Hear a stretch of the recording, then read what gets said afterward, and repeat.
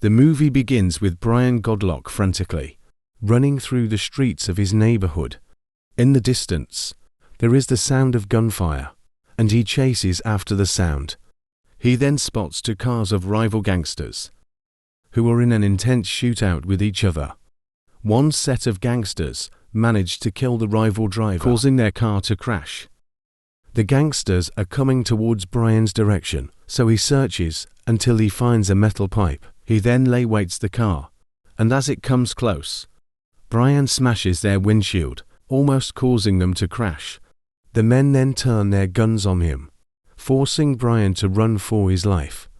He then spots a forklift, and on instinct, he uses it to jump over the gangster's truck, which decapitates one man. Brian is, however, shot in the back by one of the survivors, and the man, who looks like he lost a fight with his tattoo artist, brutally shoots him in the throat and leaves him for dead. Brian is rushed to the hospital, clinging for life, with his wife Sia praying for his speedy recovery. The doctors manage to save Brian's life, and after a while, he is recovering in the hospital. He is soon visited by Detective Vassal, who looks him over, then leaves his card. After a few days, Brian awakens, and Sia rushes to his side, with tears of joy in her eyes. Brian begins therapy, learning to walk again, but he has lost his voice in the attack, which torments him as he tries screaming at himself in the mirror with tears in his eyes. Brian is gifted an artificial voice box by Sia, but the frustration gets the better of him, and he begins to shut down. Brian is discharged from the hospital after a while, and I'm sure you're itching to know what happened, and we will get there soon. Sia drives Brian back home, where he passes signs of a clearly run-down city, overflowing with gang violence and degenerates. The couple eventually return home in silence, but the place where tragedy struck. Brian recalls better times when his son, Taylor, was still alive, and the two enjoyed playing in the front yard. Brian is in tears as he stares at the now empty yard. Inside, Taylor's toys still sit on the table, along with the Christmas tree with his presents still wrapped. Brian breaks down once more in tears, unable to cope with the loss of his boy, and Sia hugs him as he cries in anguish. On a table nearby, he sees the news report of the slaying of Taylor by gangsters, and he rips it. He goes to the kitchen and grabs a bottle of vodka. He mouths to Sia to help him, but she breaks down in tears, not knowing what to do. The next day, Sia is getting ready for work, and it's clear that Brian did not sleep in the bed that night. She finds him drinking alone in another room, and decides to text him, asking if he saw her keys. But he hasn't. Memories of Taylor still flood his mind, and he goes to his son's room, where it is untouched. Brian sits on his bed with tears, before laying down, recalling the feeling of having his son beside him. Brian then goes to sit in the front yard, remembering the day tragedy struck. The family was in the front yard, and Taylor was learning to ride his new bike when two rival gangsters drove past in an intense shootout. Brian and Sia then realized that Taylor was shot and passed away right in their arms. Unable to sit around any longer, Brian rushes to his work shed, where he clears off all the vodka bottles before grabbing his tools. Sia returns home and takes a minute in her car before heading inside. She does not see Brian anywhere around and texts him. Then she sees Brian and sees him ignore the message. Brian finds Detective Vassal's card and heads over to the station to speak with him. Brian sits in his office, waiting to speak with him, when he sees pictures of local gangsters and begins taking photos, until he spots the gangster who shot him, named Playa.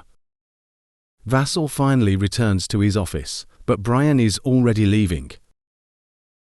He returns home, where he pins the pictures of the gangsters to his wall, preparing to do his own investigations. He then marks December 24th as the day he will kill them all. Brian then begins to work out and watches videos of how to wield a knife. As his workout continues, so does the distance between him and Sia. But Brian does not relent, and is single-minded on revenge. A few months later, Brian buys himself a used car, ecstatic about getting closer to his goal. While Sia is burdened with bills, she hears him working at nights, modifying his car, and she also begins to brake. Brian also gets himself firearms training, but initially sucks at hitting his target. Nonetheless, he buys himself a stash of weapons and begins to listen to the police radios. Finally, one night, Brian pulls himself away to spend time with Sia, who misses him, but has now decided to move in with her mother, and leaves Brian. Then takes out his anger on his training dummy. He then takes his car out for a spin, trying to sharpen up his driving skills, but by October, Brian begins to stake out the gangsters' known hideout and take pictures of their operations. He then spots Playa about to get some cheeks, then sees a man leaving in a car and snaps the plate. Brian is now a muscular and athletic powerhouse and a skilled driver, able to maneuver his car to perfection. At the range, Brian can hit his target with rapid succession. Those gangsters don't stand a chance at this point. One day Brian sees a little boy, who looks just like Taylor, and hugs him, but that's not his kid. He returns to his car when he spots Playa, handing out cash to the little kids around him, and goes for his knife, but manages to hold himself back as there are too many kids around. Brian then bumps into a gangster and is shoved to the ground, and their girl pours ice cream all over him, adding insult to injury. That night Brian prepares himself. On December 23rd, he tracks down the home of one of the gangsters and breaks in. The man hears sounds and comes to check, but Brian knocks him down. The gangster is hogged, tied to the roof of Brian's garage, and he comes in wearing a welding mask. He cuts the gangster down before handing him papers and a pen, demanding info on the gang. Brian takes a seat, but the gangster attacks him and manages to free himself. The man grabs Brian's knife and attacks, stabbing him in the leg. The two struggle, but Brian eventually stabs the man with a screwdriver before tackling him to the ground. The man fights back, and Brian is having a hard time, but is able to overpower the man and beat him into submission. On the 24th, Brian begins to gear up, strapping body armor to himself and readying his guns. He then writes a note, before taking one last look at Taylor's room, taking it all in as he may not return. He then goes by where Sia is staying, and sees her drawing a picture of Taylor as her way of coping. He brings a gift to Taylor's grave, as it is his birthday, and sits alone with his son, where he cries after a very long time. Then opens the gift for Taylor. That night Detective Vassal hears a noise, and comes checking with his gun, but opens the door, only to see the bound and gagged gangster, along with a note. The cops come by later to pick him up, and Vassal opens the note to see a message from Brian telling him that he will take care of what he should have. Along with the note is a flash drive with detailed info on the gang, along with evidence that Brian has collected over the past year. Brian is driving when he hears a police report about gang activity and heads over. He sees the gangsters beating and robbing a couple. As the gangster walks away, Brian pins them against a wall, using his car, and stabs one, before taking off with the other on his car. Brian tries to throw the man off, and when he pulls a gun, Brian disarms him and shoots him dead. Brian then throws up, taking his first life. He goes to the gang compound, where he throws a wrapped package over the wall. A man brings the package to Playa, his boss, which turns out to be the fingers of the dead man. There is another massive gang shootout in the city, with multiple cops hit and taking cover. Brian pulls up to the scene and sees a female cop get shot. He then drives into the mix, shooting and killing the gangsters he can, while one man is live streaming the car directly to Playa. The gangsters fire on the car, but Brian manages to push them back. He tries saving the cop, but she gets shot on her way in and dies right next to him. Brian pushes her out the car, before spotting the guy streaming the entire incident, and sends him flying with the car. Brian picks up his phone, sees the live stream, and shoots him dead for Playa to see. Playa somehow figures out that it is Brian, and sends a message to his gangsters to hunt him down. The thugs, who were in the middle of beating up a rival, see a car approaching, which turns out to be Brian, and he stares them down grimly before driving away. He then pulls over on a bridge, looking at an old music toy that belonged to Taylor, and he listens to the music, reminding himself of why he's doing this. He sets off once more, but the gangsters catch up with him and begin chasing him through the city. Brian pulls a 180 and comes face to face with the men, before pulling off a sick drift to shoot one of the men inside. Brian takes off once more, but the men are on him in an instant pause. A biker also joins the chase, and they open fire on Brian, forcing him to speed off. He runs into a roadblock and gets pinned between two trucks, both with gangsters shooting at him. He manages to kill one man, before pulling a pit maneuver on the front truck, causing both trucks to collide in a tangled mess. The biker is still on his tail, firing off shots at Brian's now mangled car. The biker gets to the window, but Brian grabs his gun, causing him to lose his bike, then drives him straight into a wall. Brian then stops to catch his breath once more. Detective Vassell is sitting in his car, looking over the evidence that Brian showed to him, and then sets out to the gang headquarters, hearing about the attack on his men. Pleo sends a message for all his goons to return to his building.